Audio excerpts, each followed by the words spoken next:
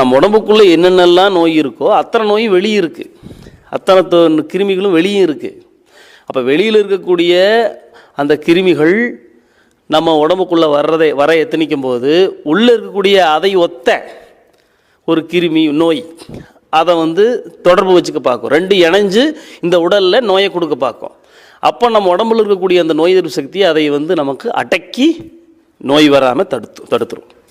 அப்போ நோய் எதிர்ப்பு சக்தி குறைஞ்சிருச்சு அப்படின்னா வெளியிலிருந்து வரக்கூடிய அதுவும் உள்ளே இருக்கக்கூடிய அந்த கிருமியும் ரெண்டும் ஒன்றா கலந்து இந்த உடலில் நோயை உண்டு பண்ணிடும். இதுதான் உண்மை, நல்லா புரிஞ்சுக்குங்க.